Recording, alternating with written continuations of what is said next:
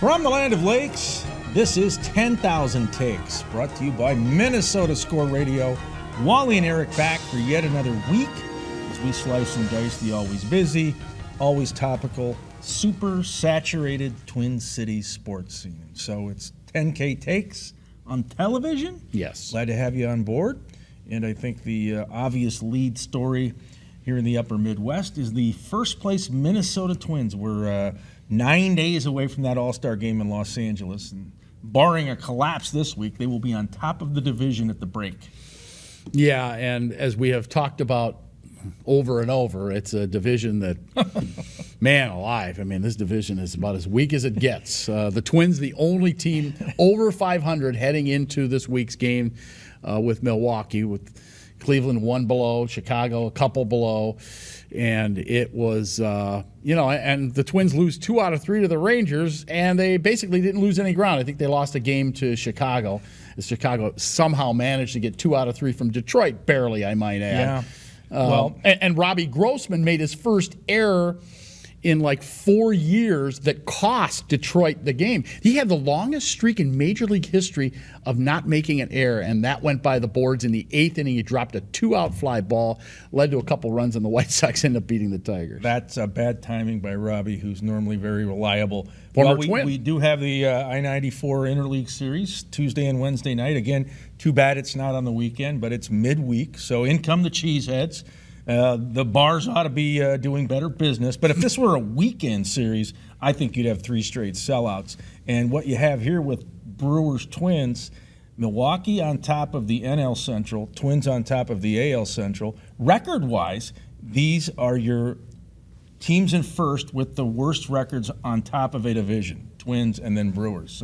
But somebody's going to win the Central in both leagues. It's not exactly powerhouse baseball in both Centrals. But it's always fun when the Brewers come to town. And one thing about their fan base, they will come and they will try to take over the building. Yeah, well, they'll drink lots of beer. We know that. Yep. The warehouse district. Yes. But to your point about the rivalry matchups now, when you play 2 and 2, 2 in Milwaukee and 2 in Minneapolis, that's not going to be a weekend series. Those are all midweek. And that's how it's going to be going forward as well. I don't know if Major League Baseball has thought this through very well, because these are really series that you really should highlight the rivalry that exists. And if it's in the middle of the week in April, and this year the Twins got lucky that it's actually in the summer, so there will be plenty of Brewer fans, at Target Field this week. But I really think that loses something in the translation. I'm not sure that it has the same zip that it would if it was a 3-game series. I totally agree. They need to polish this thing up and highlight it. Minnesota, Milwaukee, that's fun. Whether it's at American Family Field in Milwaukee or Target Field in Minneapolis, and both fan bases will travel. Again, like I said, I expect a lot of Brewer fans in the house on Tuesday night and Wednesday afternoon, but not like it would be if it was the weekend, especially smack dab in the middle of the summer. So it's revenue opportunities lost for the Minnesota Twins. And boy, they have just not had any good luck as far as schedule making goes. They got the Dodgers in here in mid-April when it was still snowing, and then they got Houston in during the middle of the week. The New York Yankees came in the middle of the week, but that's the way the ball's bounced. Say one thing about the Twins. It feels like they've become this public dartboard. Twins territory complains on a daily basis, yet they are in first place. Yes, they are. And it's not a strong division. Nobody else is above sea level except the Twins, but they are on top. So you got to give them that. And Tyler Duffy became the closer on Sunday, and they beat the Rangers, albeit it was a nail-biter. Guys on base, guys coming to the plate. Mitch Garver perhaps going to turn on his old mates. He did get a hit on Saturday. Garver's out for the season now. He's undergoing surgery this week, and he's gone for the season for Texas. But they sure make things interesting, and as you said, they're on top of the division, and they're playing a Milwaukee team that's also on top of the division. So we'll see how it plays out. Border battle, baby. Border battle. I'm not so sure that anything is going to be won or lost during this particular series, but we do know that you're probably right. Come All-Star game a week from Tuesday, it will be in Los Angeles. It will be the Twins still in first place. And representing the Minnesota Twins will be Byron Buxton and Luis Arraez. Some people have argued maybe Carlos Correa should go. The average is right around 275, but we know he's got the platinum glove, but he's not going to go. So Buxton, first-time All-Star, Arise first-time All-Star. I think this is great for Byron to get on that national stage. There's a lot of publicity, that comes with being in the All-Star game. And Arise, people around the MLB map are now discovering what a pure hitter this guy is. A contact guy who can spray it left, go right, up the middle, occasional pop. I mean, he's the closest thing we've seen to Rod Carew in these parts. I mean, has that same kind of style. He does. And Rodney told him that he was standing up straight too much in the batter's box, and it actually has helped him.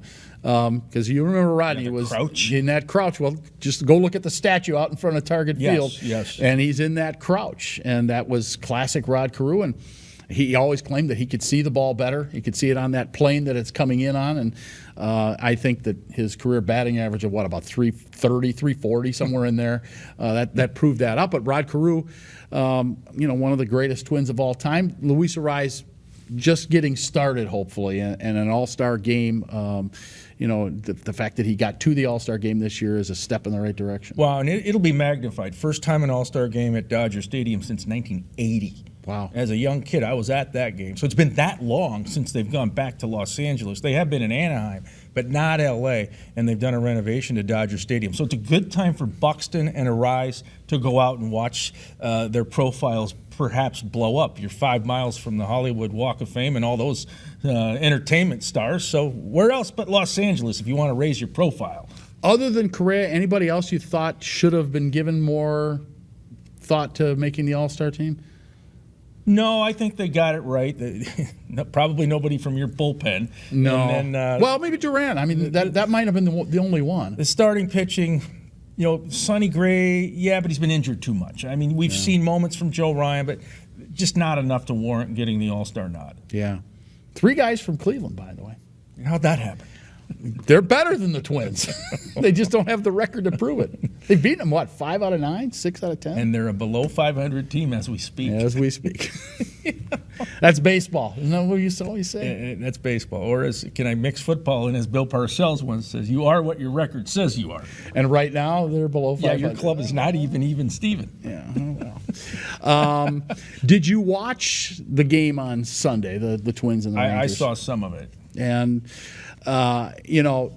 they have had a tendency, you wondered when they get a lead whether they're going to give it up. Yeah. You bring in that arson squad known as the bullpen, and, you just don't know what's going to happen. Yeah. They hung on turn this into time. Forest fires. Yeah, and... I know. I mean, we got a friend of ours, a mutual friend of ours, constantly sending us texts whenever that bullpen rolls into the game. He is so emotionally invested in this. I keep telling him, I say, calm down. You have no control over this. And, it was interesting to see the Texas Rangers wearing their throwback powder blue, and of course, it's now a dome in Arlington. It really is. I know it's retractable. They'll open it maybe in April, but it was back to dome ball. Yeah. Oh, boy. Yeah, goody. Good thing for the Twins to play dome ball again. All right, we're going to talk some more baseball. Our guy Al Newman, the former Twin, is going to join us here. Yeah, Al Newman is royalty in these parts. He's a 2-time World Series champion, so he will join us in minutes. 10K takes your Twins ticket.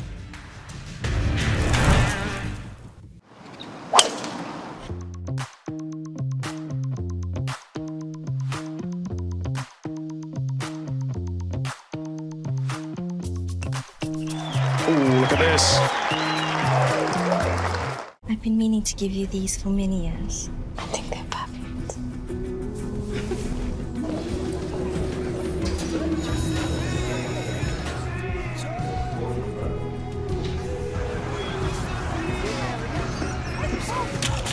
Maya? Oh, I love your earring. Why didn't you try these? It isn't just about vision, it's about care. Nobody cares for eyes more than Pearl.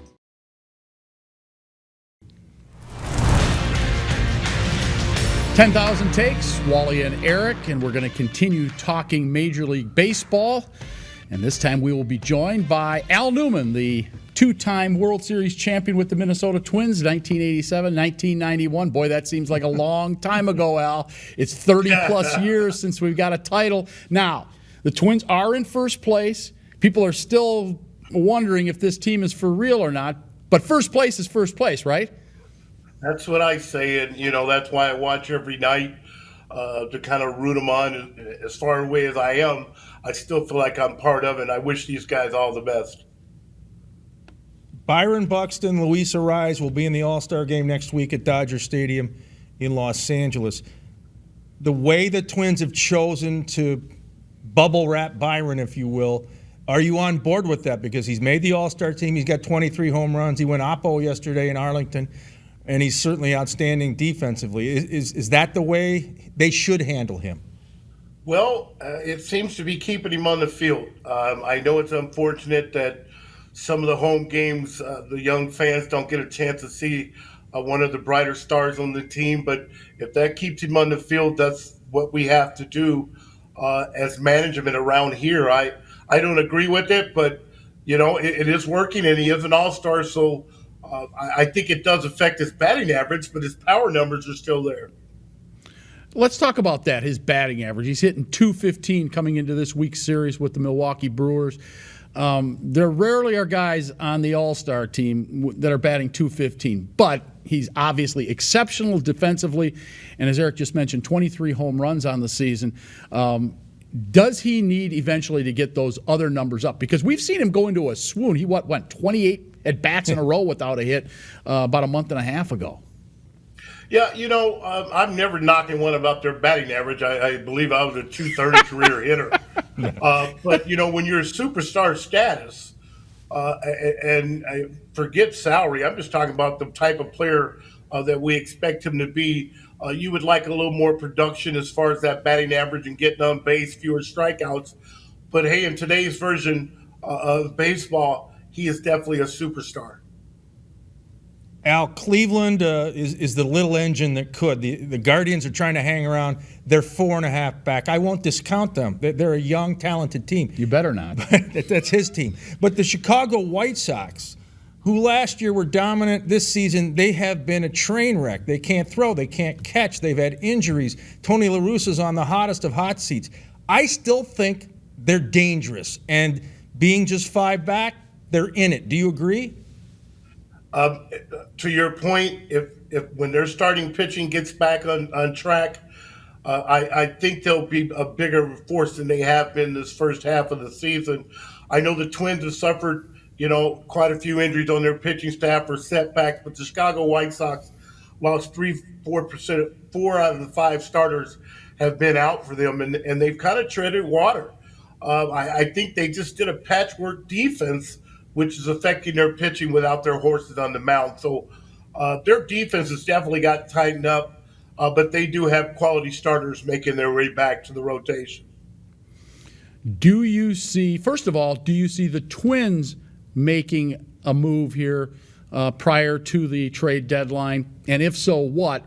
And then part 2 of my question, do you think the White Sox might load up and try to do what the Atlanta Braves did last year by pulling in some talent right before the trade deadline? Start with the Twins. Well, yeah, with the Twins, just like the other 29 teams besides the Twins, where are you going to find that pitching? It's almost like if you don't do it in the offseason, trades are not going to really happen. Blockbuster deals where you say the guys that aren't making the playoffs, are they going to give up what they're building on? I don't foresee that happening. I really don't. I think everybody's in the same boat. Now, other teams like Chicago who are willing to increase their budgets, they may give up that 3A player, that 4A guy that could be an impact on a team that's not counting on him to be a workhorse. So it's a tough deal with that pitching. I just wished, not even in hindsight, I think going into this season, the Twins knew that bullpen was going to be a little bit erratic. And with Duffy not holding up, sure they say hasn't given up an earned run in 9 outings or whatever, but the other runs that he's given up have been quite a factor here lately. Al, why do you think the Twins have struggled to get sizable crowds at Target Field? I know they had bad draws. The LA Dodgers, Houston, the New York Yankees came in midweek, and there were weather issues early. But, hey, the team's been in first place most of the season. They do have guys like Byron Buxton, Luis Ariz, and Carlos Correa. Milwaukee comes in this week, I-94 Interleague Series. Why are the fans not showing up in droves? Well, I just take Target Field, for as beautiful as it is. It's more of a kind of a destination place every now and then because there's so many different distractions in the at the ballpark. I'm not knocking the ideas of putting restaurants and televisions all over the place, but that doesn't have the fans watching the game. That's a distraction of the game. So most fans probably feel like, hey, why pay that amount when I can watch it on television and hang out in my garage? I don't know why they don't show up. They are a first place team, but then again, as I mentioned before, you don't know if your star status players are going to play that night. And I think that might be part of it. All right, you said that you don't think that there's that much pitching out there to be had, certainly not starting pitching. But the Twins' biggest bugaboo, let's face it, has been that bullpen. Don't you think that if they really want to contend, not just to win the division, this mediocre AL Central, that they need to go out and find a reliever? I don't know if it has to be a closer, but they've got to add something to that bullpen. Oh, they definitely do. I'm just happy Mr. Jackson and Durant are doing what they're doing out there. Those things could be really ugly out there. Whenever that phone rings, everybody's grabbing their glove, and I think there's some instability in that because guys need to know their roles, and I don't care what the stats say, and you can use them however you want to, but I know in the bullpen, guys know their roles, and 7th, 8th, 9th inning is what they're used to. Bringing them in the 6th, and then 2 days later bringing them in the 9th, that's a whole different mindset for a ball player, especially when it's an uncomfortable situation that you're bringing him into back and forth. You're thinking, does this game matter that I'm in the 6th inning, or does it not matter? Because last week I was in the 9th inning 2 games in a row. So I don't know. It's tough mentally for guys when they don't have an idea when they're going to be used. Al, do you think this Minnesota team realistically can stack up against the New York Yankees or Houston or even Boston, who came back the last couple of nights against the Yankees at Fenway? How would they match up? Okay, is it a 2 out of 3 game series, or is it 9 out of 13? What is it? Because if it's 2 out of 3, it doesn't seem to be much of a fighting chance. Just based off of bullpen and starting rotation, and we all know in the playoffs things get pretty picky as far as pitchers are way zoned in better than they ever were. You got guys who are outstanding performers and guys that are there with the big eyes. So I would say no if you ask me right now. Maybe 2 or 3 months ago, if something magical happens, I could say that they could probably beat the first round team and then run into trouble. All right, Al, hopefully you're wrong. Hopefully that they get out of the first round this year and win a playoff game. Let's start there since it's been 18 in a row. That would be a start. All right. He is Al Newman, former World Series champion with the Minnesota Twins in 87 and 91, right here on 10,000 Takes. Back with more after this. I've been meaning to give you these for many years. I think they're perfect.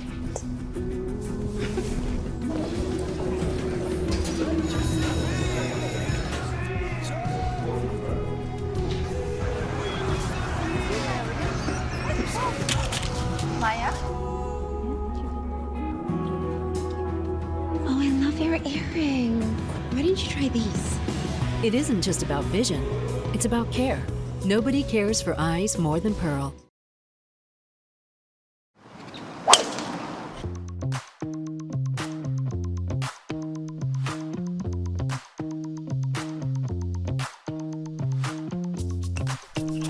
Ooh, look at this.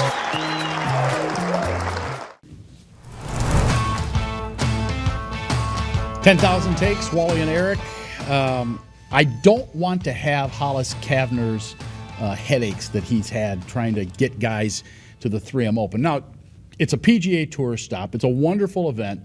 They've got a great venue at the TPC in Blaine, but he's got a couple of things now he's battling. One, same thing he's battled last year and previously, was that this coming weekend, the weekend prior to the 3M Open in Blaine, is the British Open. Yeah. So you've got guys that have already committed to that, and to jump the pond and come back over to the U.S. and to play in Blaine. Some of them just want to take the week off, right? The 3M Open does a great job. They fly guys in. They go get them. they get there's a lot of perks if you'll go from the UK to the US and play in Minnesota. Right. But sometimes, as you said, it's about the R&R, the rest and relaxation, and the grind of the tour. And Hollis Kavner, he will write the check and get him over here if he can. But yeah, that's problem number one. Problem number two would be all that Saudi oil money. Right? Yeah, it really is. Okay, so here's the guys we know will not be there for sure. Brooks Koepka, Sergio Garcia, Phil Mickelson, Dustin Johnson, who was, at last year's 3M Open, Brian DeChambeau, Paul Casey. I mean, these are all guys that you would love to have in Blaine next week. There's no doubt on the round 2 of last year's event, I went out for the entire day and followed DJ, each hole, every step of the way. And that was fun because there was a large gallery. Paulina Gretzky comes out, his wife, Wayne's daughter. That brings in fans too. Let's get cut to the chase. But just to see him and see him up close. So yeah, there will be great world-class golfers in Blaine at the 3M Open, No the doubt. 4th edition.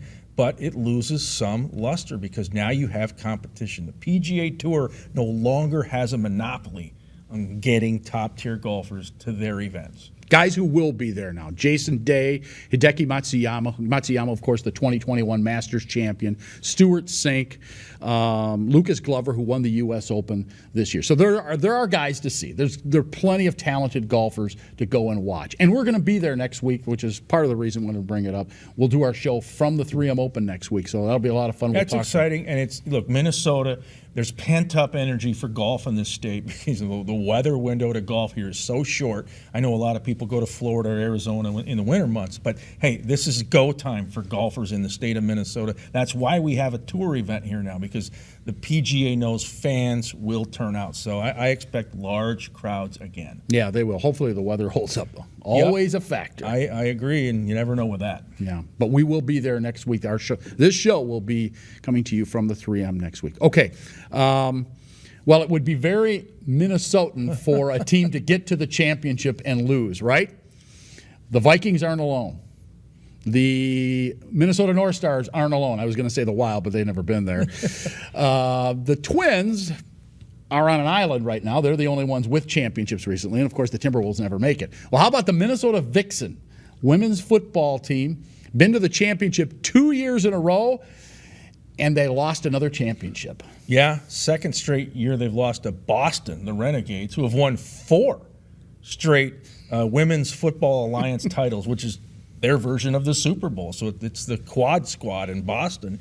And as if they need any more championships in New England. Yeah, with really. The Patriots and the Bruins and the Celtics and the Red Sox and BC hockey, all the success they've had. But yeah, very Minnesota-like. But look, it wasn't close. It was 32-12 Boston. So it really, they stole a page out of the Minnesota Vikings Super Bowl playbook. Our younger listeners and viewers may not remember, but when the Vikings went to Super Bowls, they rarely competed. They got blew out. I think they're in only one of the 4 did they really compete. They And lost like 10 to Pittsburgh. Yeah, they certainly didn't compete in the last one against the Raiders. They were blowouts. So yeah, it's only been 45 years now.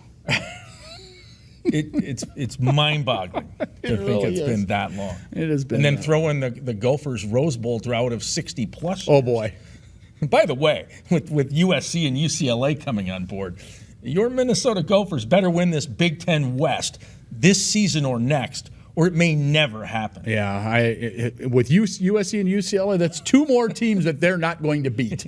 And my spies tell me that the University of Nike, a.k.a. Oregon, Phil Knight there, he loves Oregon, and Nike's based in suburban Portland. He wants Oregon in the Big Ten, too. That wouldn't be good for Minnesota in major sports. No. All right, one segment to go here on 10,000 Takes. Takes of the day coming up next, right here on 10,000 Takes, your Vixen ticket, I think.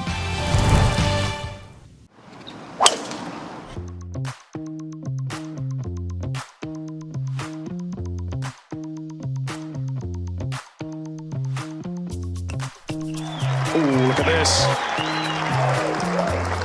I've I've been meaning to give you these for many years. I think they're perfect.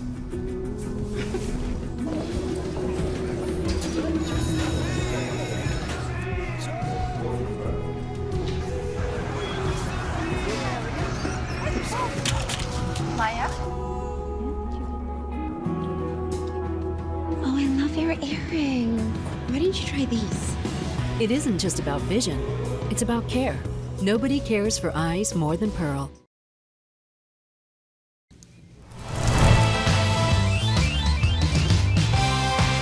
"10K Takes," another episode on television almost wrapped up. Takes of the day before we leave you. Is Wally a cranky Yankee, an angry American, a demanding diva? What are you today? Well, you remember the guy, Ja Morant, playing yeah. for the Memphis Grizzlies, playing against the Timberwolves in the playoffs, and the Timberwolves slowed him down at times. As a matter of fact, your guy, D'Angelo No D Russell, shut him down a few times. So, well, Ja Morant had an interesting quote that I think you'd be interested in hearing. He tells Bleacher Report that he would cook Michael Jordan if they played one-on-one. And he's talking about having played him during Jordan's heyday back in the 80s and 90s. Look, Ja, I don't know what you've been smoking, but there is no way on planet Earth that you would cook Michael Jordan. Let's see. 6-time NBA champion, 5-time MVP, 6-time MVP Finals MVP, 14-time All-Star, 9-time All-Defensive Player. Call me when you come even close to any of that. I'll tell you what, I think that Michael Jordan at the age of 59 could beat you in one-on-one right now, Ja. Wow. You're a demanding diva. Very much so. You are demanding that he proves he can beat MJ one-on-one even now. He's just delusional. Well, I don't know what you gain by making that comment. You're just stupid. He's 22 and stupid. Call out somebody in this era and then have a match on pay-per-view. That would make more sense to me. This might be coming. Okay, well, my take of the day, it's basically a warning to our good friends who cheer for the Chicago Bears. I know a lot of those fans here in the Twin Cities. I know you do too. There's Bears fans everywhere. Unfortunately. Get ready. The Bears' mystique will soon vanish. They're going to go to a dome, folks. It's either going to be in suburban Arlington Heights, northwest burbs of Chicago. They're going to build something like U.S. Bank Stadium. They have all this land to develop, and it's just going to be a cash cow. They'll get the Final Four, the Super Bowl, and truck bulls. Or the city of Chicago now realizes this is probably going to happen. Mayor Lori Lightfoot says, well, we're going to put a dome on Soldier Field, which is roughly 100 years old. It's had more makeovers than a Hollywood actress. And they're going to stick a dome on it? All I have to say is there's a dome in the future of the Chicago Bears, and it sucks. I know how it is here in Minnesota. The Vikings lost their mystique. Indoor football is boring. It's antiseptic, it's sterile, it's plastic, it's homogeneous. I love the NFL elements. The Chicago Bears, a charter team in the NFL, are going to become plastic. Yuck. Yeah, and wait. That just signed at the bottom line, the Green Bay Packers will win the NFC North from here till the end of time. Yeah, he's right. Because now all teams except for the Packers will be indoors. Oh, boy. Too bad. All right, we got to go. Let's FedEx out those thank yous. One to the great crew behind the scenes here at Channel 6. Also to Al Newman and Rocky. For Wally, I'm Eric saying so long. This is 10K Takes, your sports ticket.